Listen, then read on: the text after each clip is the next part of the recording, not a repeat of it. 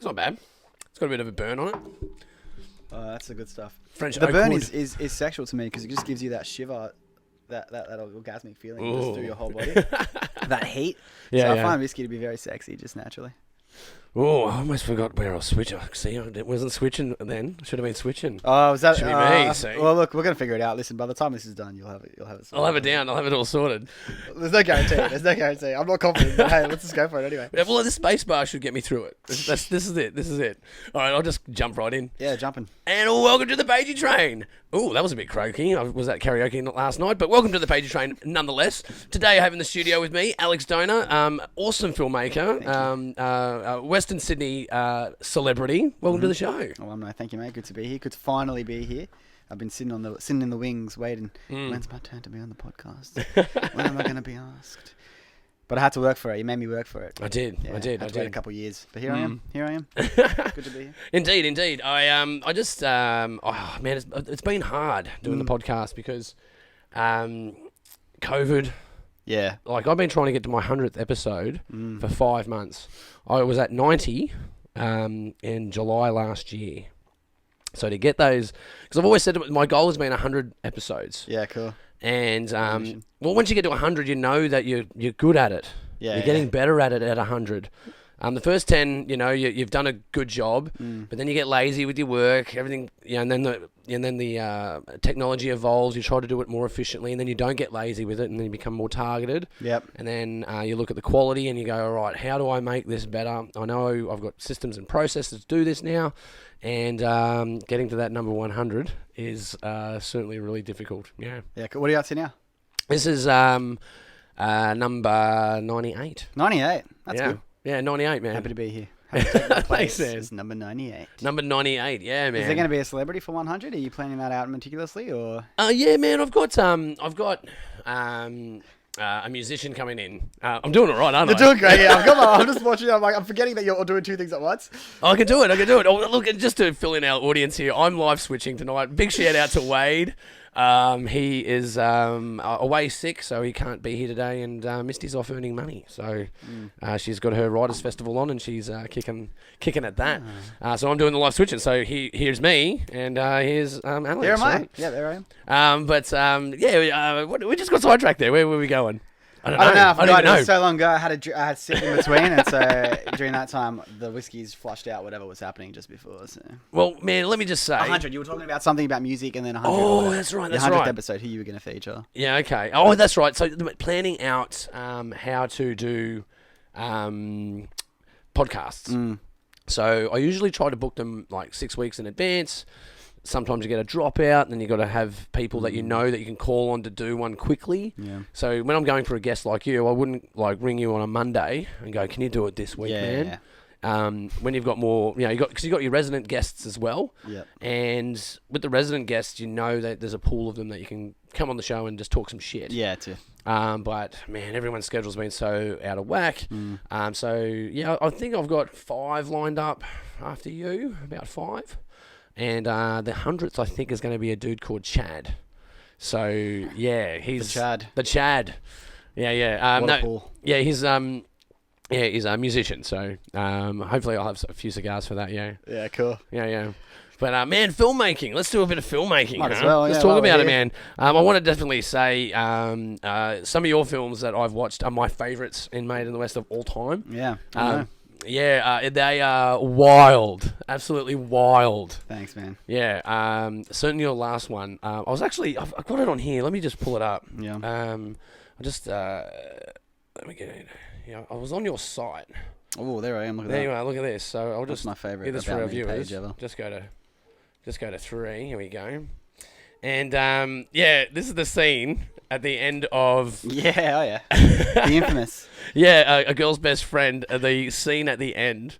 I was always wondering how you did that, and I've just been searching on your page. Yeah. And I come here, I'm like, oh man, that's gruesome and That's cool. yeah. No, that it is was super so cool. It was so cool. Funny story about that. We got Michael Becker's head, paper mache or whatever that our makeup artist did a plaster thing of his face, Yeah. and then created this head, which was fantastic. And then we did the makeup of the head. Then we filled the head up with water balloons filled with blood. Mm-hmm. And then by the time they brought it down for the smashing, a lot of the water balloons had already popped. So it didn't. What we wanted was like the water balloons to pop and then the blood just to come splurting out like in such a dramatic fashion. I didn't know how hard that would be, and we just sort of waited till the last minute to sort of figure it out. And then it came to the point of like having to smash the head as I'm doing there. That was the money shot. That's the shot we actually used in the film. Yeah. However, when it came to the moment, I was so nervous to actually do it that my body, I just needed to go to the bathroom. I was just like, somebody else has to do this because I need to poo really badly. Like my stomach was just like, no, now's the time. A poo's coming. You can't do this. So I gave it off to someone else. I never ended up pooing. There was like 10 minutes of this whole thing. I actually need to go. It's just the nerves of the moment just attacked me all at once. And then when I saw the person that I gave it to couldn't get the shot, like he was too, he just couldn't get it perfectly. I'm just like, fuck this. I gotta be the man to do this. So I grabbed it, and I think that was my first time doing it, and it was perfect. At least some blood came up, and we used it in the film. Yeah. Yeah, cool, man.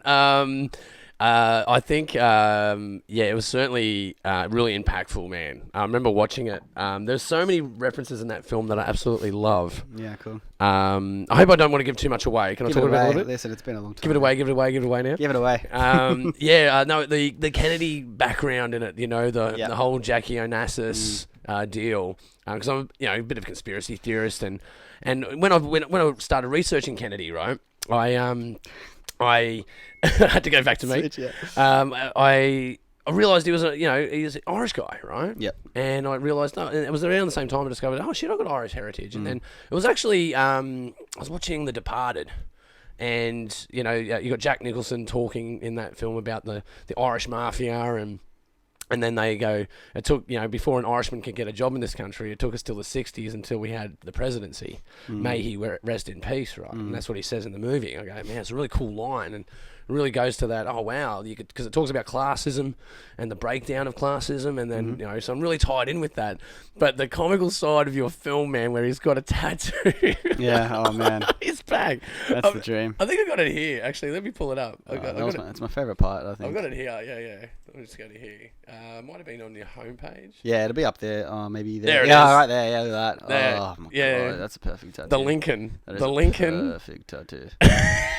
Oh man, my makeup artist did he did an absolutely fantastic job of like replicating that, like exactly how I wanted it. I'm just like, just look at this. Blood splatter. Make this happen. Yeah, make the blood splatter. That's I wanted it insane. to be super juicy, but I feel like that was a nice tasteful tribute to JFK himself. If you, just zoom in on that, you'll be able to see. Yeah, it won't let me do it properly. But when I first did it, like when we first did the test of that, of the makeup of the tattoo, he did it during a rehearsal, and I looked at it and I just said to everyone, this is the reason why I make film, to make this happen. Like this was just an image in my head, and now it's a reality. Like this guy's got a tattoo, this whack ass tattoo on his back.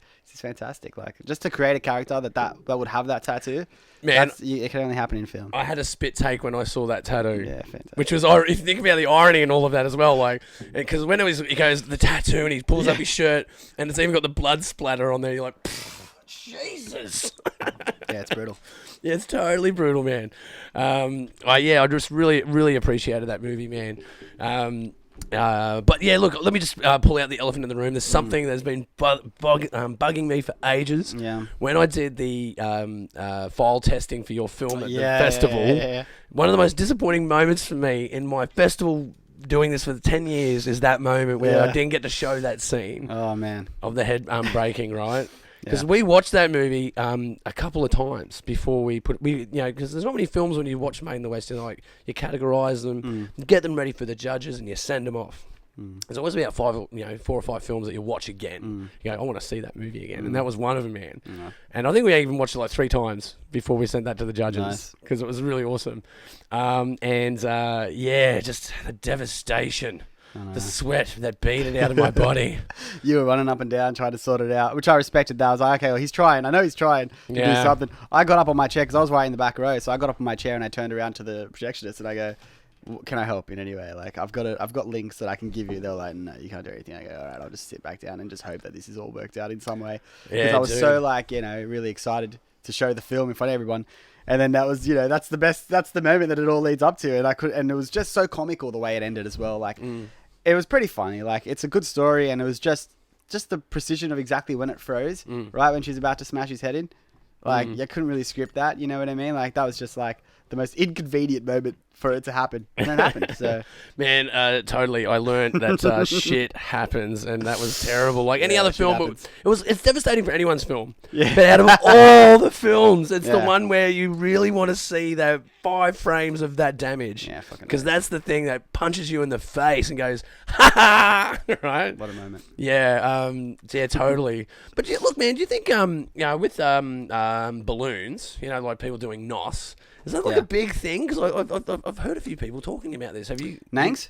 Yeah, Nangs. Yeah, doing Nangs. Yeah, it's a huge thing. It's a huge thing. It's a fantastic thing as well. It's a beautiful thing. We were doing Nangs. We were like, because making a girl's best friend, it was like we had this house, which was my cinematographer's parents' holiday house that we used to shoot the film. And it's up at Pearl Beach, so it was about a 2-hour drive, and nobody wanted to make the drive every day. So I was like, okay, let's make it like sort of a Big Brother situation. Let's all just camp out at this house for the week. And it was crazy. We had like 10 people. No one, like most of us barely knew each other. Some people we just met just for the film and we weren't going to see again.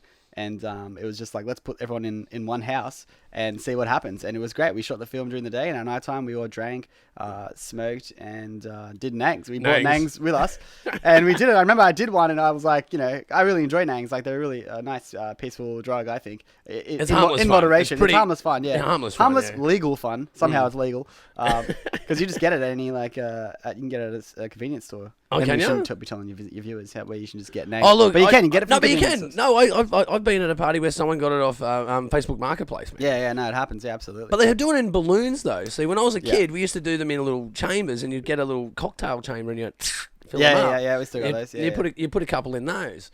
But yeah, I was at this party. We ended up doing some Nangs, and it took me back to when I was a teenager, man, because I hadn't done that in like 20 years, man. And I forgot the slow-mo effect of it. Oh, yeah. Anyone's done a Nang knows what I'm talking about. You just get ejected into space for just a couple of moments, and then you just slowly come back down. Well, did the film come from like did some of the story come from like experience with Nangs or No, almost none of the story came from Nangs. Initially it was sort of like based on Old Yeller, the story. So I was gonna have her shoot him with a shotgun. That was too expensive, so we decided we'd try something different. And then my mate thought of like a Nang canister, and like one of those small, the ones that you're talking about, one of those small Nang canisters that you get. But this was when I was writing this, or when we were planning to make this. This was at the time the Black Lives Matter riots were happening in America, and I was watching some footage of that, and there was like, no joke, there was like, I found footage of during the riots, like everyone's like protesting and walking, and some guy had like a massive Nang canister, the one that was in the film. He had one of those in his backpack, and he was just walking down the street, just giving people Nangs at these protests. And I thought, that's fucking hilarious. Yeah, I've never seen that before in my life, so that was what motivated me to be like, oh cool, I can get a Nang canister. That's fucking but what if I got awesome. a huge fucking nitrous tank? So yeah, I ended up just went to like the birthday store and got a helium. Yeah, tank. it's like a Sticker helium on it. tank, yeah. Yeah, I don't know I couldn't find a nitrous tank. I tried. I fucking tried. Couldn't find it. Yeah, man. Oh, but that's a hilarious story for sure. A dude at a protest Giving Nangs out, yeah. Fucking oath, why not? What a way to just bring some levity to the situation. Yeah, it's just everyone needs to chill and laugh, man. You just need to have a laugh. It's like, fuck. That guy was just enjoying the fact that he was out on the streets, like COVID's got him down. Take Nangs to a protest. Fucking COVID, man. Gets everyone down, really. Absolutely. Yeah. Well, look, but there were silver linings to COVID, I got more business in a different way. Was agile enough to adapt, but and I got look, I think I got married right just before COVID happened. Really? And yeah. So I said to Misty about 200 days into COVID, going, look, it's like an extended, honeymoon. We've been in the house together forever. And she goes, yeah, it's been fantastic. And I was like, very well. Yeah, I think everybody had that situation with whoever they were living with. Yeah, totally. Oh, look, it actually grew us in a way as well, because you either grow together or grow apart. So we definitely grew together. You got to do something. Yeah. Nothing stays stagnant when you're stuck in a room with someone for fucking that long. No way. But with that said, speaking of binging and being in a room on your own for a while, I was watching Underbelly the other night. It was the one with the chick that went missing in North Sydney. Yeah, the Melissa Caddick one. Yeah. You recognised I recognised a certain someone, and I found Damien Stafford. Yeah, you found it. Yeah, there he is. He's moved on from killing people, and he's now... Yeah, when I saw the promo for that, I was like, good on him, Jerome. He's great. So Yeah. Big it's shout good to out, see bro. He's doing stuff. Jerome Valinsky, we love you, mate. We still love you. The love never dies. I wanted him to act in Kick-On's the feature film I did in 2017, but alas, I couldn't get him on board for that one. And then I've just sort of lost track of him since. I think he went down to Melbourne, yeah? Was it Melbourne? Oh, can I tell you a funny story? Yeah. Right. Absolutely. So we were at Made in the West. This is a funny story. We were at Made in the West in 2017. Want a beer? Yeah, absolutely. Please. Thank you. Yeah. We were at Made in the West in 2017. Back in Paddington. Back in the Paddington RSL. Great night. Got absolutely loaded that night. And Awesome. showed Damien Stafford. You really love Damien Stafford, which I appreciated. Yeah. And so we showed It sells Damien you, though. Stafford. You get sold on it. You're like... Some people did. Some people were just very confused. And then I realised halfway, I'm like, it's a fucking gun! Yeah. No. When you said, the fact, you guys really lauded me for that one. So I was like, yeah, thank you. Like it was good to get some recognition for Damien Stafford because a lot of people liked Windscreens more just because it was just easy laughs. Like That's hilarious. yeah, though. it's a funny film. So we win. Damien Stafford won Best Actor at Made in the West 2017, and Jerome Valinsky won that award. And the prize for, if anyone knows Made in the West, the prize for winning Best Actor is you get free headshots. That's right, yeah. Which is fantastic. That's right. So Jerome Valinsky wins free headshots. So Every I tell receipt, him and I big say, shout-out. listen, mate, you've got free headshots. You've won Best Actor. Congratulations. And he says, oh, that's great. Unfortunately, I'm in Melbourne, so I can't redeem it. So you just take them. I go, all right, well, I don't That's really how I know need he was them." in Melbourne. I remember this. Yeah. So I was like, I'm not going to use them. So then I bring my new actor buddy Michael Becker on board, and I say, here, I've got these vouchers to use to get headshots. I was like, do you want to take them? He's like, yeah, fucking oath. If Jerome's not going to use them, I'll take them. So I give him the voucher code. He goes to use them, and they say to him, "Oh, it's not transferable. It's only for Jerome. We can't, Oh, I think you got into contact with me. You go, someone named Michael Becker's trying to use Jerome's voucher, and I said, yeah, look, unfortunately, he can't use it, so it's Michael Becker. But it was not transferable, so Michael Becker got rejected from the headshots. 4 years later, Michael Becker wins Best Actor at the Made in the West 2021.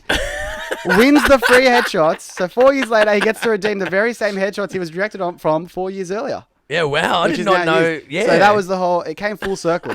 We got him his headshots. Yeah, that's 4 years mad, later. dude. That So, is which I think is a mad. great story. It's a nice Made in the West story. Yeah, it was unfortunate that it wasn't transferable, but I understand their position on it, because he's got to run a business. He's a really nice guy, actually. He's a really, really sweet dude, really quiet, reserved dude. But you brought up windscreens before, right? So, Yeah. man, I got to say, another funny film, but you made that one for Tropfest, yeah? Yeah, we made it for Trotfest. You're right. Yeah, because that was the pineapple themed year. So we had the pineapple in there, which was fucking my favorite scene.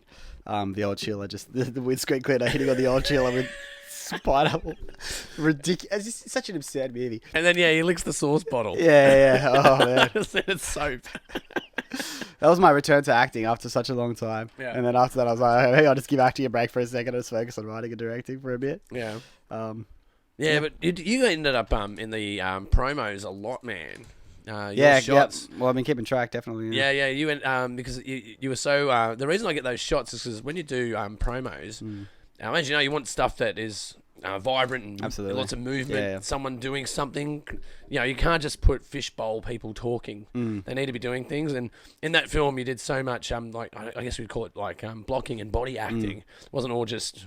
It wasn't all just dialogue driven. Yeah. It was your mannerisms. Yep. So I got you folding your arms and like waving at people. They always end up in the promos every year. Well, yeah, because the film ended up being like, with the way that we coloured it and everything, it was just sort of like a real life cartoon because the colours were so wacky.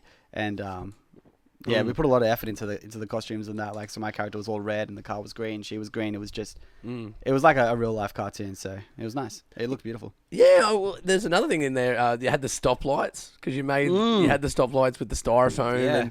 And I had one of my assistants because we have there's about 4 of us usually watch the films. Yep. And one of our assistants is like, "Oh, look at that light, man! They could have used a real one." I'm like, Yeah. "I don't think that's what he was going for. Yeah. I think he wants it like Because it that." falls over halfway It through, falls which wasn't over. intentional. No, it fell over, and I go, "That's genius. That's comedic genius. That this dumb prop that we've created that's obviously not a real traffic light falls over during shooting.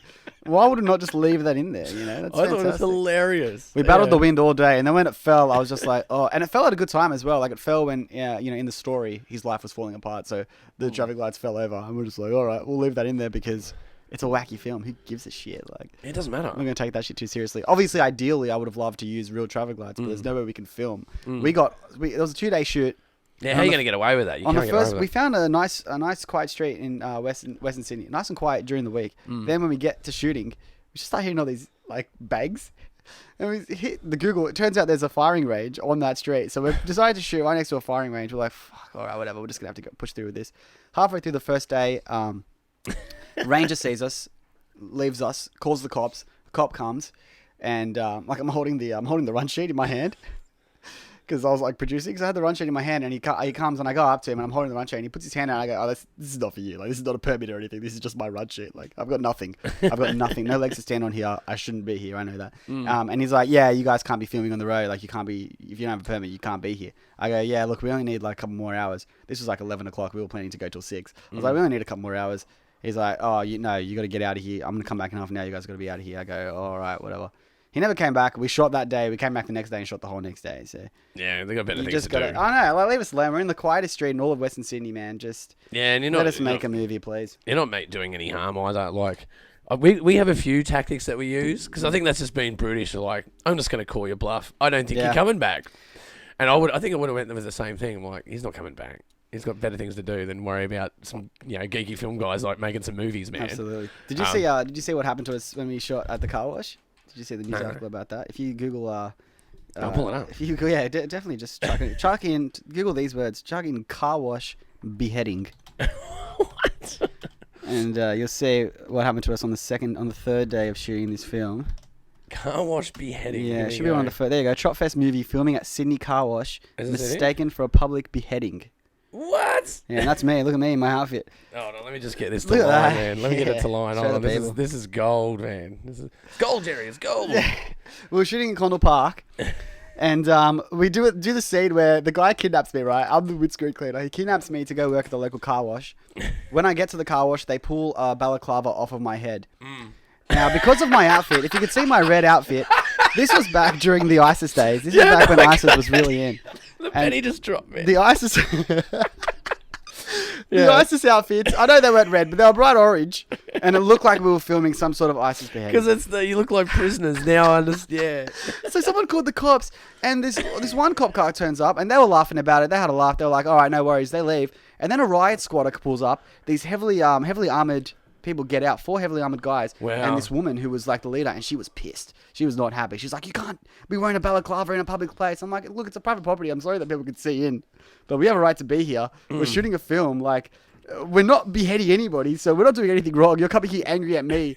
Like, I'm sorry everyone wasted your freaking time, but you shouldn't be here. Get out." But the bystander's heart skipped a beat when he mistook the sequence as a public beheading and called Could you imagine? 000. Imagine that. Imagine fucking thinking there was a real public beheading happening at the Condell Park car wash. Yeah, I'd love. Oh man, wouldn't you just love to get that phone call? You know what I mean? To get a copy of it. Yeah, ISIS are here. They're in Australia. They're in Condell Park. They're at this car wash. Yeah. Go get 'em. Oh my god, you're not going to believe this. Triple O, police, fire, everyone. It was absurd, man. It was so absurd. It was hard. It's hard shooting a film in Western Sydney because people aren't used to it. So when they see it, and some people like, there's a lot of lovely people in Western Sydney, but there's a lot of gronks as well. So we have like people just like walk past us and be like, "Oh, what he's doing, shooting a commercial or something," and then just walk off. I'm like, why did you have to do that? Why did you have to come onto my set and say something? Like, get lost, dude. Yeah, Leave me alone. Man, dude, that is that's certainly happened to me before. Where the wave in the background or the beeping car going by. Yeah, for sure. Yeah, absolutely. The beeping car, like, you're not going to be on TV. I'm just going to edit it out, and you just ruined our shot, man. Yeah, just a nuisance, isn't it? Yeah, like, do I come to, like, I feel like comedians that are always bitching, like, going, do I come to your mum's house and knock cocks out of her mouth while she's working? No, I don't. Why are you bothering me? Yeah. I'm just trying to do my job. But yeah, people are like that. You just deal with it. Most people are pretty cool though. Most people are pretty cool, of course. Yeah. Some people call it 000. Most people are pretty cool. Oh, I had a mate, big shootout to give a shout out to a shootout to Luke Spiteri actually. He actually got a permit to do a fight scene in a park. Yeah, it was a bloody fight scene with a sword. And they're cutting each other up, and people have called the police. They even called the police station that day and said, "Just remember, if you get a call about us doing this, we've got a council permit, and we're going to go here. We've cordoned it off. We're doing everything right." And the riot squad showed up, and they're like, and they had to burn like an hour on it, because then they had to explain and show their permit. Yep. Like we went through this. We actually came to the police station. Didn't they tell you? And they should have just told them, I guess. But, public service being the public service. But kick-ons, man. Tell me about kick-ons. I saw the shorts. I haven't seen the movie, though. Yeah, it's not really accessible anymore. It's sort of one of those things where it's like, let's just move on from that and like just kick on to something else, kick on. Please, yeah. Promo looked kick on is mad. great. Yeah, that promo did look mad. It was great. Shout out to Abel Robinson. He put together a sick promo. I've even used that in Made in the West promos. Yeah, it's a great promo. He put together that promo before we even made the movie. Like while we were like, I was starting editing on the film, he was editing the promo. Like, all right, just be careful because I might be cutting some of these scenes out, and we did. We cut a lot of scenes out that were in that promo.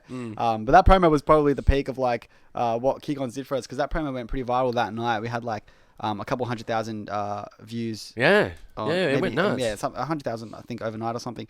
It was really fun to see the reaction to that. But yeah, unfortunately, by the time that the film came out, that sort of like the momentum had sort of died, so it didn't really do as well as we would have liked. And the film, it didn't turn out as well as we would have liked either. Yeah. But it was still a pretty fun experience, like shooting a feature film. I spent 2 years of my life on that, so it was a pretty crazy commitment. It's amazing commitment, man. It was a ridiculous commitment because it just takes up all your time. Because I guess, I've got feature ideas that are in the pipeline, and every time I go do this, I go, okay, so this is going to affect Made in the West. This is going to affect my band. This is going to affect the other 2 movies that I'm working on. This is going to affect all my freelance money. Yeah, it's going to affect everything. Yep. And I go, I can't afford it this year, and then I've got to pay for that experience. Yeah, of course. Oh yeah, that's the hardest part in Australia to make the movie. I'd love to make a feature. Everyone would love to make a feature. It's just the money, getting the money to do it. Yeah. Oh, and the understanding, like, I think I hear Queensland does it better. Queensland certainly is a better, more welcoming place to make movies. Really? Okay. Yeah. Well, you can't even do doing weapon scenes in New South Wales is near impossible. Yeah. To do it properly. Yeah. There's so much red tape that you got to go through to do. And you're probably using like things that aren't even firearms. They're not even firearms. They're props, but they treat them as firearms. Yeah. And it's just ridiculous. It's really childish. Yeah. And it inhibits people from working. Yeah. You'd think that they would want that. Yeah. Because like what we do generates income. It generates jobs, man. It really does. Like, in the West, man, like we hire people all year. Yeah. Every time we make a production, we hire people. But the bigger the production, the more people you got to hire. Of course, yeah. It just makes sense. And it makes too much sense for our government to pay any attention to it. Like if we invested in our film industry, like places like America or the UK, or any European countries invest in their film industries, we'd have a massive film industry here. We could make so much money. You know how much money we could make if we had an industry the size that they have? Like, I mean, there's no excuse for us not to have that other than the fact that they don't want to put money into it. And like, they're just not sure that the money's going to come back. But the money comes back. I just don't think they think it's important.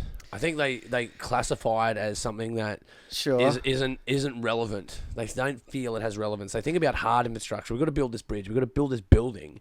Yeah. They don't think about social movements in art and social movements in technology even. Scratch all of that, man. Money's always relevant. Money's always relevant. And films that are made overseas make so much scratch. Like, we could be doing that. We totally could be doing that. If we had an Australian film that was huge and marketed properly across the world, like, we could be making the money that American films make, and then we could give some of that back to the government to say, let's make some more. You know what I mean? So it's not even, like, just ignoring the social impact. Just the potential to make money out of it. It's just, it's lost on these people for some reason. Yeah, I don't get it. I just don't get it. Because I've shaken hands with most, money handlers in the government for film. I've talked to most organisations. Don't get me wrong, you run into people that are interested and they're helpful. But the attitude across the industry as a whole is just like, it can't be done. Yeah. And I go, why can't it be done? It seems doable to me, and there's totally investors out there. Film is a luxury industry, right? Like, people want to be a part of it. You tell people you're making a movie, people want to be in your movie. They want to be in your movie, and if they don't have the confidence to be in your movie, they go, I'll make the coffee. I can't offer you anything because I don't have acting talent. I have no, directing talent. I can't help anyone, but I can make coffee. Can I come make you coffee? Like, that's how keen people are to be a part of your movie when you want to make it. Except for people like us, that people go, "Hey, I've got a movie idea. Do you want to be in my movie?" I'm like, "Oh, it sounds like I don't know." That is annoying. Yeah, I'm like, oh god, fuck off. Oh, the guy in the pub that's in my film, dude. Yeah, no, there's always a guy that I run into everywhere. It doesn't matter what pub I go to. There's always a guy. Yeah. Finds out your filmmaker and goes, "I've got a movie idea." I go, "Tell me your movie idea." They always tell me the idea. I go, "What you've actually got?" I go, "Do you have a script?" And they go, "No." I go, "Well, what you've actually got is an idea for a script, because a script is an idea for a movie." Yeah. And what you've described is 3 anecdotes that don't really tie together really well. Yeah. It's an idea for an idea. Yeah, it's an idea. We just watched I watched Annie Hall the other day. Yeah. Woody Allen film from the 70s or the 80s. And there's a scene in there where there's like they're making fun of like posh filmmaking types. And he was having a conversation. He's like, "Look, I've got an idea, but I'm hoping to have a few meetings with some people, get some money, and turn the idea into a concept." And it's just like, that's all we're doing, is we're just trying to turn ideas into concepts, scripts into movies. It's just everyone's somewhere along that spectrum of trying to get something made. Yeah, we Getting definitely something made is so fucking difficult. Yeah, anything.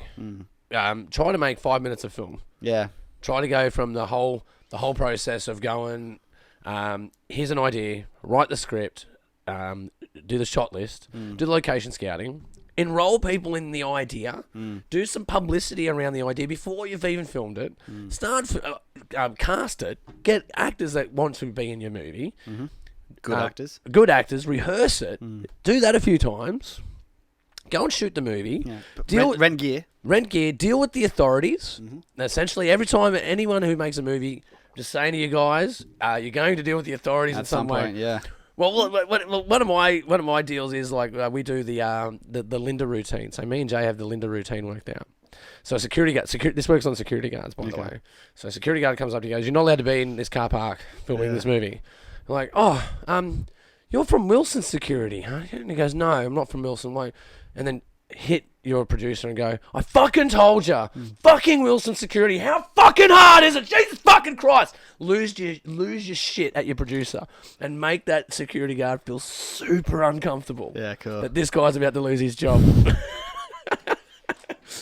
And then start apologising to the security guy. Go, "I'm so sorry about this, but fuck you! I'm so sorry."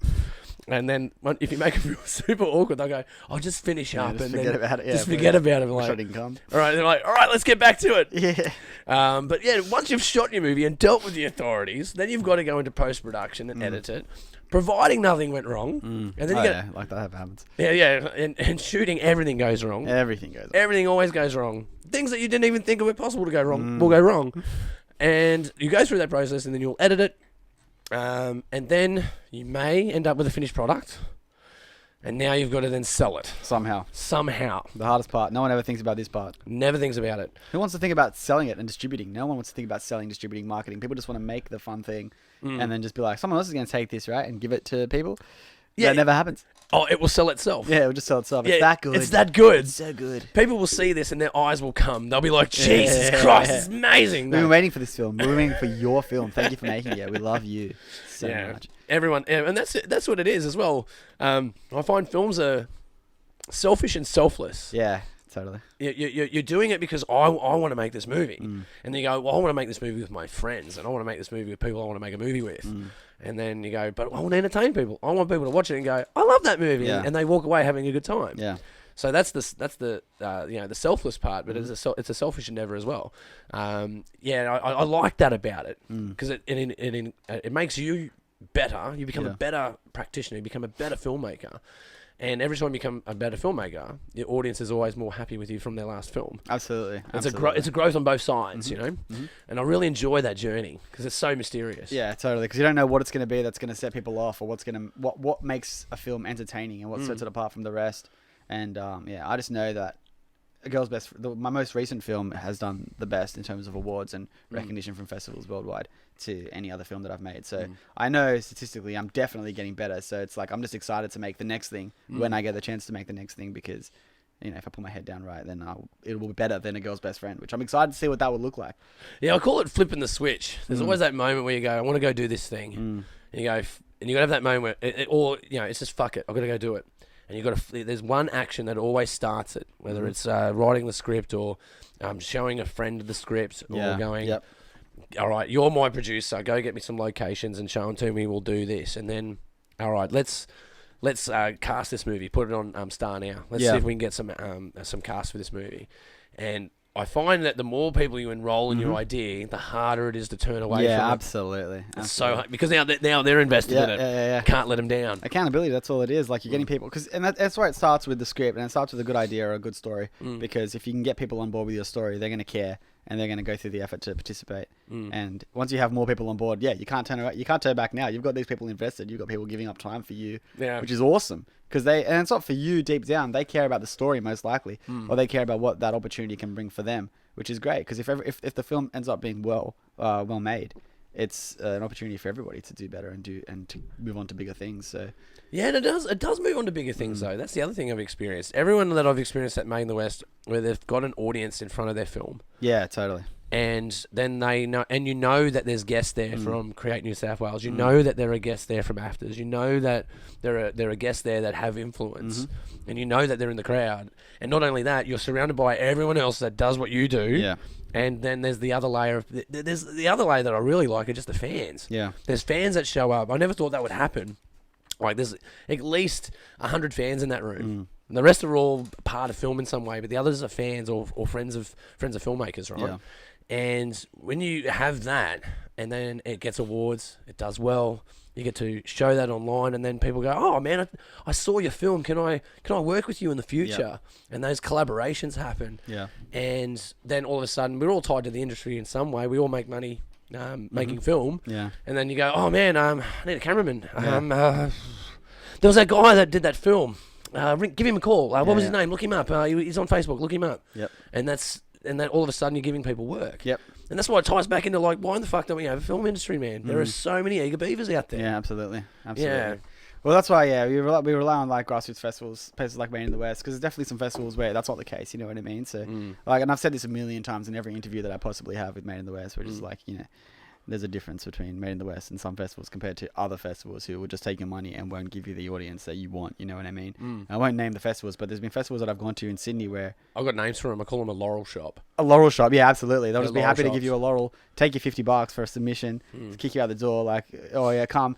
They'll give you a laurel, they'll make you pay for submission, and they'll make you bring all your friends to buy tickets to the festival. Yeah. And then when you get there, it's just you and your friends watching your movie, which you could just do in your house for free. Yeah, and so you're just paying this person money to put on this shit festival and get nothing out of it. Now that for me is demotivating. So when you go to a festival that's, they've coordinated it and they've curated it. Programmed it well, yeah. It's curated. To a point where they can make sure that there's going to be an audience for a film, then they've done their job. Like, they've done that for you. Like, that's worth the price of admission for me, because then I get to go Made in the West. It's full house. And I get there and I'm like, fuck yeah, like, there's so many people here. This is going to be awesome. People that haven't seen my film. They're going to see my film. I'm going to hear them gasp. This is great. Yeah. That's the only reason I can't. If I'm watching it with my friends, they're not going to gasp. They've seen it a million times. So, Yeah, totally. And even though you might show the film to someone that hasn't seen it, you're only going to get that experience with 2 or 3 people that haven't seen your film, because most people have probably seen the project along the way because they know you so well, right? Or you've talked about it. You're in a pub talking about it, and they ask, "Where are you up to in this film?" Like, "We just did the casting for it, doing this rehearsal. I love the actress, but she's a bit kooky, but they'll be fine." You know, you'll get those moments, man. But when you show it to total strangers and you get to see their reaction, and that's what I do when I'm at Made in the West. I watch the audience, because I've seen the movies. I watch the audience to see what their reaction is, and we take bets, in-house bets. We go, all right, who's going to be the audience choice award? Yeah, true. And yeah, we always take bets on that. I'm rarely right. You're really right. I'm rarely right. My finger is so off the pulse, bro. We got no idea what's going on out there. Yeah, I think I'm right out of 1 out of 3, so I've probably got that you're right. Right. The audience is wrong. Yeah. It is not me that is wrong. It is all of them. Well, I can't say that. We won audience choice online, so that's something. No, the audience was right there. Yeah, we call that the one that People's Choice Award. People's Choice Award I won, yeah. Yeah, well, when we named the Audience Choice Award, they wanted to, like, my crew wanted to call it the People's Choice Award, but around that time the People's Choice Award was a big deal. Like, it was called the People's Choice Award. No one gives a fuck about the People's Choice Award anymore, so that we were like, well, we can get it, I guess we can call it that. But we wanted it specifically the audience, because the People's Choice works because it's all the people. The audience, you have to be there to vote. Yeah, true. That's the difference between the two. That's why we picked that terminology. But yeah, man, I certainly have a lot of fun. It's a lot of work, but I have a lot of fun at Made in the West. I have a lot of fun building it. I have a lot of fun. Well, not all the time. Sometimes it can be a bit stressful. Yeah. Criticism, trolls, these things can be stressful. I've learned to ignore that. Just ignore it. Where do they troll it? Online or? Yeah, you get trolled online sometimes. We had one in particular that was pretty intense. They hijacked our winners post about 3 years ago. Yeah. 2 years ago. No, 3 years ago. And they criticised us for not being diverse. They said, this is just a festival put on by a whole bunch of white people. I'm like, hold on. Just because most of us are white doesn't you don't understand our ethnicity either, man. Like, what the fuck? Yeah. You don't know what's going on with us. Interesting. Yeah, totally got berated. We all jumped in. Everyone did a stacks on. Yeah. And she still wouldn't let go of the bone. And like, block. I'm out of here. I can't reach her. Yeah, you can't. Yeah. You don't want to be reached. Yeah. You just don't want it. You just want to argue. Yeah, no, you just got to let those ones go. You can't win them all over. Yeah, you can't, man. But you know, it was about the public conversation, and then I realised, you know, should we be scared of those public conversations just because of an asshole? And I go, nah, fuck that guy. We'll have that conversation. But the cool thing about it is the community come together and go, no, this is a really supportive festival. Yeah, true. And that's the thing that I got out of it, out of that conflict. I got the optics of, oh wow, people really care about us, man. They care about what we're doing. They see what we're up to. Yeah. And it's rubbing off. It's rubbing off on people. They go, oh shit, if they can do it, we can do it. And if they're doing it, we can do it. And that's the thing about Made in the West as well, is when you go there, you go, man, I can. Because when you're I know that there's been people in the audience over the last 10 years that are now filmmakers. Yeah. Because they went there and they go, oh, what's this all about? You know, they probably hid in the corner, and all of a sudden they're submitting films. Yeah, totally. I've had guys that have submitted films that got rejected, and then they submitted the following year, became a runner-up, submitted the following year, got into the festival. Yeah, cool. And when we write our correspondence back to people that don't get in, that's where I'm trying to make sure that it's a hard thing to do because you're rejecting someone. You're going, your film hasn't made it. Yeah. All right? But you got to sort of word it in a way and going, but man, you should totally do another one because you just missed. Yeah. You just missed that you had, you know, and with people that do it for the first time, it could be something technically wrong with it. You go, I only had a left audio channel, man. I can't put it on, and I'm not going to edit your film for you. Yeah, exactly, totally. It has technical proficiencies that it need to meet. Yeah. And the other one usually is duration. People just like the amount of films I've seen where people walk is amazing because when new filmmakers are making films, I see a pattern. When you're afraid of doing something, you go, well, I'll do a track shot of them walking and talking. And you go, man, do they ever stop walking in this movie? Can't I just put him at a kitchen bench cutting a carrot? Like, what? Something else. Just something else anything else other than walking. Yeah. So, I see a lot of walking. And I go, you need some shot diversity, man. So, and it's hard, though. Sometimes you want to give critiques to people and go, if you just did this little tweak. But then you go, well, there's 70 of you. I can't, exactly. Can't talk to all of course. you. You know, you just gotta say do it again because that's the thing. When you make a film, like it's probably gonna suck. You know, that's the thing that I tell everybody. It's like someone's got this really great idea and they're so scared to make it. It's like just make it. I know you think it's great. It's gonna suck. I'm telling you now, your idea is gonna suck ass. Yeah. But just make it so then you can make your second film, which is gonna be better. Yeah. And then maybe that's gonna be the good film, or your third film is gonna be even better than that. Like how good's that gonna be? But you gotta make that shit one. You have to. You have to make the shit one first. I'm sorry. And you're gonna think that it's good. But it won't be. But you just gotta. I mean, it's hard to prepare yourself for that because that's something that you can't really prepare yourself for. But you know, we've all done it. We've all made our first films and just been like, oh, you know, that was very garbage. Good. But you gotta make it. You just gotta make it, and then you just gotta keep going. You'll get better. You don't just make a first. I mean, some people do. Props to them. Yeah, totally. They're fantastic. But I think some people may do it, but it's very far few between. Like the general run of the mill is, it doesn't matter what endeavor you do. Yeah. The first thing you do, and filmmaking is complicated. It's totally complicated. There's so many intersections. Like film is an intersection, as I've always said, as all art. Yeah, absolutely. Intersection of performance. Combines everything. Intersection of writing. It's an intersection of film work. Yep. Intersection of editing. These are all super different skills from one the other. CGI. Yeah, they're all very different in nature, and to be a director of that means you need to have an understanding across the board of all of that. So you need to be multi-talented. Have really good connections with people that are just good at their department. You know what I mean? But when you're young and you got no money, you're going to be trying to do everything. So yeah, your trust level is going to be a little bit lower, yeah, I reckon. it's not going to be the best. Yeah, your trust. Yeah, you're throwing. You're definitely going to be throwing some trust some people's way, and it's not always going to work for you. No, but you'll learn. You'll learn for the next time.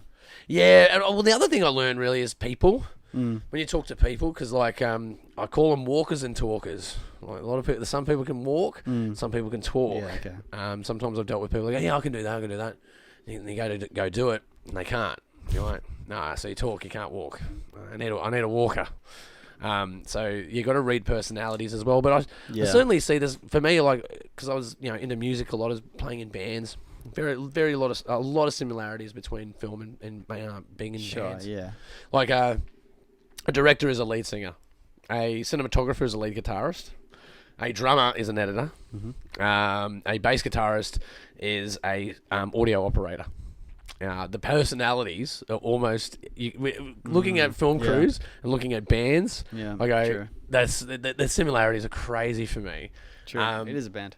Yeah, because when you are in a crew, it's a band. Yeah. It's a band of brothers, a band of sisters, right? There's a whole bunch of you there, and they all have a different job. And if you get out of sync, it's not going to work. No, it's not pretty. That's why when you find a crew that works well on one thing, you'll find people just want to use the same people. They don't want to move on to somebody else. Like I've been using the same cinematographer for like 10 years just because I love. Shout out to Nico now, Bandy, and like I've just been using him for 10 years because he's just fantastic, and we understand each other's language. You know what I mean? So I can go and look for somebody else, but I'm just like, I'm a bit nervous to like speak to random people. I've got this guy who I can trust, and will put in the hard yards with me because he's done it so many times before. So I've always said directors and cinematographers have to fall in love. They have to, yeah, absolutely. They have to fall in love. Yeah, he's my film soulmate. Yeah, Nico is. There has to be a connection. Yeah. Absolutely, yeah. And all that connection could be either, it could be financial. You can go, well, we're going to pay you this, and you're going to do this, and you're both getting paid by someone who's got way more money than both of you. Yeah. Or you're going to go, well, we need to fall in love to do this, man, because it's going to be give and take. Yeah, true. Know? Well, Nico, I've never gotten the chance to pay the ball bastard, but he's always done the work for me. But I always just like, I'll buy all the gear, I'll rent the gear, dude, so you can play with all these toys that I know you want to play with, and hopefully you shoot something great with it. So, and I think he just loves that opportunity to be able to. Well, that's great. Himself creatively as well. Yeah, because that's it. You're giving them an opportunity to learn as well. But there's because when you start out, you've got to fake it till you make it. Absolutely. When you're starting, you have to fake it because you have to have that false sense of confidence, and that's where failing comes in. Because then you're going to fail, and that false sense of confidence is going to crush you when your film fucks up. It's going to crush you hard. Oh, you just find a way to just deflect and use your confidence to be like, no, I knew that was going to fail. Like for these reasons, I'm going to do better next time. But you just got to keep faking it. Yeah, you'll make it. Yeah, you will, man. It's all a lesson, right? Yeah. You just got to go through the lesson. Yeah. If you go through the lesson, you will learn. And learning is growth, and growth is painful sometimes. Oh, yeah, no, it sucks. That's why there's that beautiful Denzel Washington speech that he gives at the Oscars, I think, where he's just like, fall down 7 times, get up 8. You just got to keep getting back up. You just got to keep doing it, I think he mentions like Barry Jenkins, who made Moonlight, just did like, 12, 15 short films before he got the chance to make a feature, Yeah. In his, I don't know how old he was when he did that, but I think a lot of young people, especially because they want to get into film for the money and the fame and the glory of it, who wouldn't, they don't realize they're going to have to put in the hard yards to get that. So look, the irony is for the fame and the glory, like there's been certain moments in my life where I've been in the spotlight, but it's 5%, it's probably 2%, like the exhaustion that you probably feel on the day because you've worked so hard to get on the red carpet to get photographed, right? You're probably so exhausted at that point that you go, I got to smile fake because I'm just ready to pass out. I'm really tired right now. And that you could end up like that. So if you're going for the limelight, I think that's a great thing. There's nothing wrong with that. There's nothing wrong with getting fame and fortune. But I think there needs to be more motivation in your output than that. Yeah. You need to actually want to do it and have a passion for storytelling. Yeah. And that journey, it's all about voice. What is your voice in this space? What are you saying? And why are you saying it? And who are you when you say it? And when I start saying, is it going to change me? Will I always say the same thing? Will I look back at this film in 10 years' time and go, why did I make that film? Yeah, totally, which I've done, But it's just, finding your voice is one of the hardest parts, and it takes ages to do as well. Like, I'm still trying to hone in on, like, who am I? Why am I telling these particular stories, So it's something that it needs more. I'll be right because I got to drive. But they're light anyway. They're only light. Oh, are they? Yeah, they're only light. I'll be right. You want a little bit more? I still got to drive. Oh no, you got a bit of. Oh, geez, it was a pain in the ass. It was a pain in the ass on the I was just really focused on the freeway getting here. Yeah. So you'll be fine. Yeah, no, I'll be fine, but I'm just gonna have to do it again. It's like a jungle out there, man. I'm telling you. Oh, dude. Man, driving in Sydney lately. Again, silver lining. You got to look at the silver lining, man. I drove to Sydney, right, from here, because I'm like on the rim of the west. Like, you don't any more west than where I am right now. You're in the Blue Mountains, right? I am west of west. Yeah, it's true bush. This is the borderline of suburbia. After me is the bush. Yeah. Right? I drove to the centre of Sydney in 38 minutes. Right, 38 minutes. And that day I bought petrol, 98, right? 98 petrol, premium petrol, for $1. In fact, it was less than $1. It was 99.99. Yeah. That's what I bought petrol for that day, because it was in the peak of lockdowns. COVID, yeah. And I was the only person in Sydney that day driving, because I didn't see any other car. I miss it. Oh man, I miss it, man. Sydney roads when COVID happened, it was the absolute best. It was just fantastic driving around when COVID was. Everyone was just at home. There's no one on the roads. It was just like, this is what it should be like all the time. Yeah. But now that COVID's over, it's terrible. And then they started encouraging people to drive more because, the trades are where you get to catch COVID. So then it just went from like really like beautiful roads to just now everyone's on the roads. Like more people than ever are on the roads. Yeah, like, now get out of here. Now they're all back again. Just stay out of Sydney, bro. That's the message. Just like we need to work out a way to just get people out of Sydney. Like Sydney sort of sucks now. It does. I don't really go in there. I was there a lot when I was working there, because I used to work at a bar in Surrey Hills. Now that I don't work in Sydney, because I work from home now, I have no reason to head into the city unless it's like a night out for a particular reason. And even then, it's really not all it's cracked up to be, our CBD, unfortunately, our nightlife anyway. So we need to diversify. We need to put get a nightlife and some CBDs in other places outside of, just Sydney. Yeah. Maybe we'll solve the traffic problem. Yeah, totally. I think I noticed it's happening in some places, like Penrith. I'm always selling Penrith, by the way. Always selling Penrith. The City of Adventure, they call it. Yeah. Indoor skydiving. We've got the cable car skiing. You got indoor skydiving in Penrith? Yeah, indoor skydiving. About Aqua golf. Yeah. The Museum of Fire.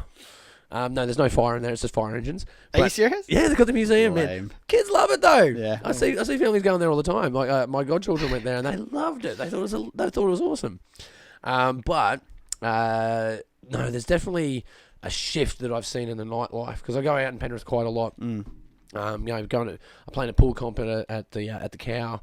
And basically, I just go to the Cow. Okay, shout out to the Cow. Shout out to the Red Cow. Thanks for that. I did karaoke there last night, man. I ended up singing "Killing in the Name of" to the top of my lungs, went full heavy metal into it. Yeah, had a fucking mosh pit going. Like, you can't do that. Man. You can't do that in the city. You can't do that in the city. No, why would you want to?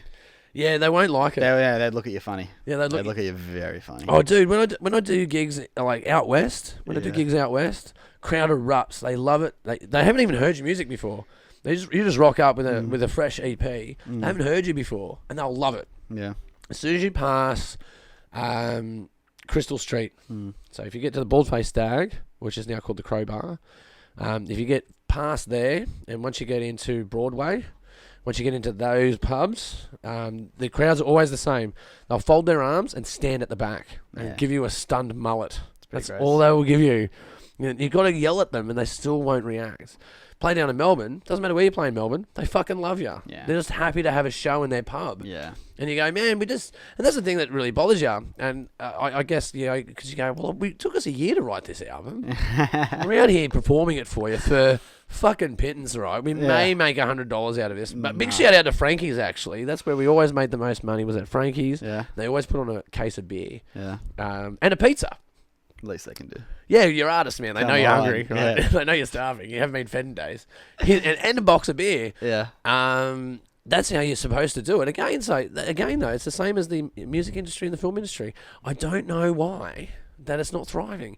I can tell you about the music industry a little bit. It's about the pokies and that sort of thing. But again, it comes down to this attitude where people don't, like, the powers that be don't see it as relevant. They don't care. They don't think it's a moneymaker. Yeah. But look at all the bands that have come out of Australia. Look at all the the films that have made it. Look at those films. Look at the actors that come out of this country. Yeah, look where they all go. They go overseas where they're going to make money and be able to, practice their craft and like make a career out of it, because they can't do it here. It's like, we've got the talent here. Why don't we foster it here and contribute here. Like, this is where it could be. We could make the money here as well. Yeah, But it's it just doesn't happen. exodus. But I think as well, like I suppose a bit of a tall poppy syndrome issue in there. People don't want to see people survive, but I think we just need to shift that. We should be celebrating the idea of people doing well and making film and not standing at the back of a fucking audience with your arms folded. You know, Yeah. it's like, because you could argue, well, maybe if your beats were a bit better, we would be up the front, right? You could argue that. You know, Yeah. maybe you're a shit musician. Maybe Yeah. people don't like your shit.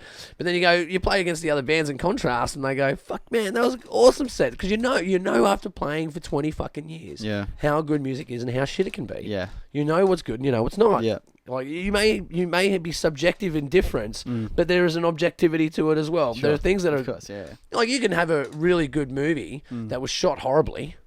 You know what I mean? Or you can have a really well shot movie that has no narrative at Shit all. story, yeah. It's a shit story, right? And you know what's good. You know what's in focus. You know what color grading is. Well, You know yeah. what I it mean, is. if you're a practitioner, yeah. If you're an artist, but the layman doesn't. The layman relies on other people to tell them what is good and what's not good. So I think that's you're part of the right, problem. but that's only because you do both. You know what I mean? Like, you're an artist in both forms, and you got to understand that some people they're not hip to what's good and what's not. They're not sure. Well, that's it, So you they gotta can be told. fooled by like certain tricks to make them think, oh, this is a good movie because it's got this, camera technique. That's or whatever. true. That's true. But it's missing, like, there's no heart to it. You know what I mean? And there's more and more of that stuff. With the more content that's being produced, there's more where it's like, they don't care about the heart of the story at all. And it's more on the fancy stuff to just get people to sit on the chair and watch it. So Yeah, make your content lazy. You gotta sometimes you gotta let things burn for a while before you get into them too. You know? Yep. You can't go that first reaction and go, "Oh, I don't like this," because straight away, like, have you listened to the whole song yet? Listen to the journey of it, because every song that we wrote, man, is a story. It's a journey. Yeah. And even the EP is a journey. A lot of the stuff we did was political in nature. It's basically, sticking its middle finger up to the government, but it's a journey. And you got to go on it. Like, that's the thing is though, and I think with streaming has changed the landscape of both music and film. Totally. Because with streaming, you can start listening to something or you can start watching something, and if you don't like it within 5 minutes, you can just switch and you're straight bang into something else. Whereas previously, you'd have to go to a theater and you wouldn't be able to, some people do walk out of a cinema. I rarely see it. I've never done it where I've left a movie, even if I don't like the movie. You stay there because you've paid your ticket. You're there. This is an experience. But when you're at home and you're streaming, you watch something for 5 minutes. If you don't like it, you'll switch. Whereas you do need to give it the time. Maybe something isn't going to click until 50 minutes in, and then it's really going to click. You know what I mean? Yeah. I've seen TV shows where I can't get into it until like 3 or 4 episodes in. But if you're quitting in the first episode, then that's bad. So I think the streaming, and it's the same with music. Like, you can just switch straight away. So I don't know. There's no fixing that. That's just the way it is, baby. But it's an interesting stream of thought, man, because streaming has changed, but we've watched these changes happen over history, man. Silent film was changed by audio. Yeah. Like, then there was sound with audio visual films. Then they were changed by colour films. Then they were changed by the and that killed radio. Yeah. Oh yeah. Smashed radio, right? And then TV came out, killed the industry. TV killed the industry. And then the cinema came back because then they realised, it's a different experience. You sit down in a chair, you have a drink, you're in air conditioning. It's a different experience. They used to get the news at the cinema. Like, that's how we used to get our news, right? We used to have newsreels, back in the day before TV. But now that the phone has come out, we don't get news off the TV anymore. We get it off the phone. Yeah. The whole medium has changed, man. And things will come and go and die and then flourish again. As soon as car radios came out, radio was back, baby. Radio was back in a big way when they put them in cars. Before that, radio was dead because they go to the cinema, go watch TV. Yeah. So these things fluctuate. Yeah. You got to adapt. Well, I think that there's the fear that film will die, Yeah. cinemas will die, and that will stop films being made. But I think streaming services have changed that. But it's changed the way that we look at content, the way that we ingest it. Because, like, you remember when we were at school, right? You'd go and watch a TV show, and you have to wait a week To watch the next episode. And it was great. Like, you grew with the show. You grew with the characters. And you had a week before you'd Now watch you the last binge. one. Now you binge it all. So binging is... You binge, it's great. And now, like, when... sometimes it's good. Something pops, it'll pop and it'll be famous and it'll be in the zeitgeist and it'll control the culture for like a week. and then that's it. Like, it'll be so big, and that's what we do every week. We have a new massive thing that's taken over Netflix. It's great, it's fantastic, and then in a couple of months, it's gone because it's been replaced by 10 other things since then. So there's no way for something to stay. Like, I think the things that will be classics in 50 years' time, they're not the things that have popped off. Like, oh well, everyone saw this in 1 week, and then that's it. They just forget about it afterwards because it's the new fad. But it's weird, especially with TV because, I used to love that. My favorite show when I was a kid was Lost. So watching that and just every week, just waiting and seeing what the fuck is going to happen next. There'd be now, anticipation. there's no anticipation because there's you no just click next and it's going to come up and you just wait a couple months. I'll make a new series, bang, watch the whole thing in a day and move on with your life. So there's no... It's not, I don't know if it's having, it might still be, but it's not having the impact on me, definitely, than it did when I was a kid. So, yeah, and I'm not now, so. I know, I find it hard to think about because sometimes I go, am I changing or is the content changed or is it a little bit of both? Of course, it's got to be both. It's got to be both, right? Because then I think, because movies used to motivate me. If only we could just pause. Just pause it, everything. Yeah. That'd be great. I think you just paused me. I just paused. It would be great if you could pause live, but no, I think I even watch like streaming shows now. I even watch them in times 1.5. Do you? Yeah, because I go, I've got no time. I'm going to watch this really quickly. Right, you're getting this content. I'm getting it. Just getting a hit, just injecting that content straight into you. Oh yeah, but then I'm sitting on the couch as well. I'll be on the phone, watching bad police arrests in America while watching Rick and Morty. I'm like, what the fuck am I doing? Yeah, I know. It's an addiction. It's totally an addiction. It's something. I don't know if it's good or bad, but it's happening. Yeah, can't stop it. Well, I've stopped. I've certainly stopped commenting on things online. Now I'm just a voyeur. Yeah, cool. That's how I've always been. Yeah, I'm always a voyeur. Yeah, I just look. I'm in the bushes watching people's content. Yeah. And it's strange because then I run into people that I haven't friended yet, and I go, I know you. I'm like, oh yeah, you keep showing up in my friends' requests. And I just think that's weird. This is weird. Like, life is fucking weird now that we have this digital space that we all interact, and it's this thing that's real but not real. Yeah, no, this avatar. And and then you've got your public persona that's in this digital space. And it's, I don't know, I just find it weird. The whole content merging idea where it's all collapsing on each other and these short bites of, well, that's why I try to stay off the internet. It's just these short bites. I see it as junk food. Yeah. And, Indiana Jones, that's a hearty steak, Yeah.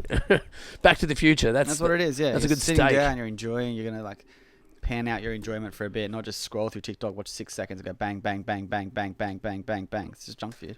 Yeah, well, I don't think we're going to... Can't be good for your brain, baby. Yeah, I don't think so. And I think that's maybe as part of the design, I don't know, but I haven't had that experience of watching Back to the Future when I was 15. I haven't had that experience again. Yeah, okay. And I go, you'd say the same thing about a heroin addict. They go, I'm just chasing that original high. Totally. Yeah, you want that. I want that original high, man. What was the last film you watched where you watched it again very shortly afterwards, that you loved it that much? The Gentleman.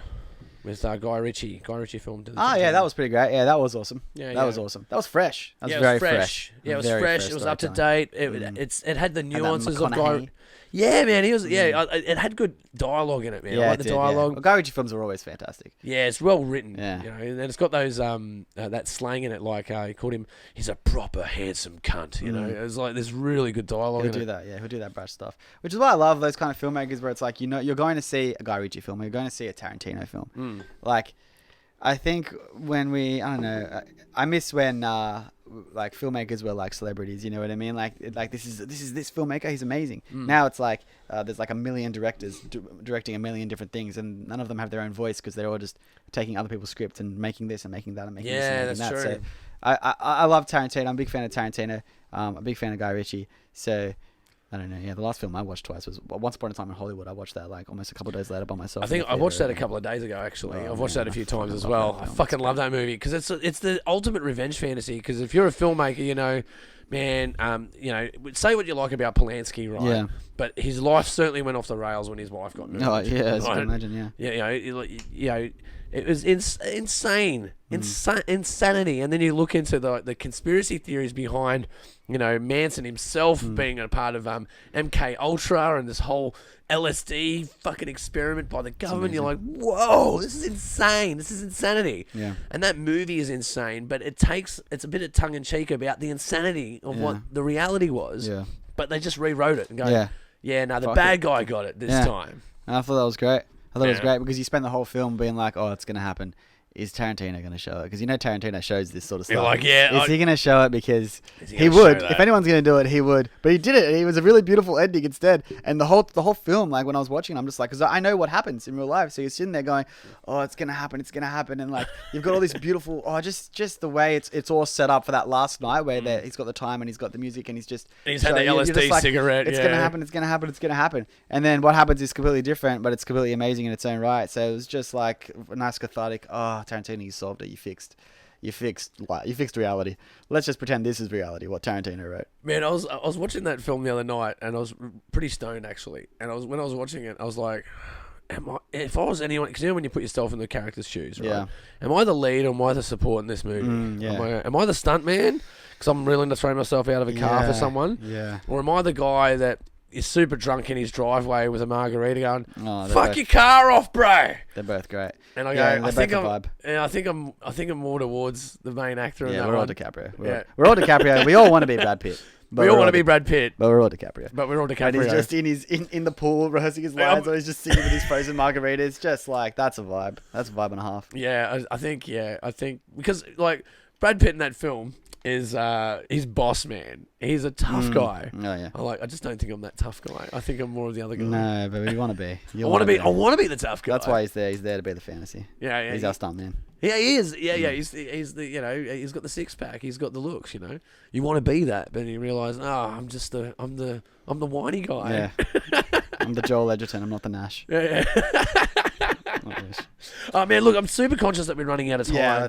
Yeah. So but where can we find you online? Because I know your films are online. As you showed on my website, you can just find everything that I've done is on my website, alexdona.com, which is why I was, pretty happy about that moment that happened at Made in the West, because I got to grab the mic and just plug my website and just start screaming like a madman. So now if anyone needs a madman to direct a film, I'm here. Yeah, well, I'm that madman, baby. If you need that madman, don't forget to check out alexdona.com. Do it. Man, thank you so much for being on the show. Thanks for having me. It's a pleasure. And guys, you've been watching the Pagey Train. Don't forget to subscribe, tick for notifications. You can find us obviously on YouTube. You can find us on Spotify, and you can find us on iHeartRadio, Apple iTunes, yeah, whatever. Why not? Who It's cares? fucking everywhere, bro. Anywhere you can find podcasts. But man, thank you so much for watching, and we'll see you next time. We are out, baby. That's it. That's it. We made it. I'm going to miss listening to myself like this. I It's wish I pretty- could take this with me, this whole setup. Oh man, it's so even, man, because it's just me and you. You can't overtalk each other. We're just on the same level. Yeah, it's very really cool. It's a good way to have a conversation. It's great. That was great, man. That was a lot of That was fun. fantastic. Thanks for having me.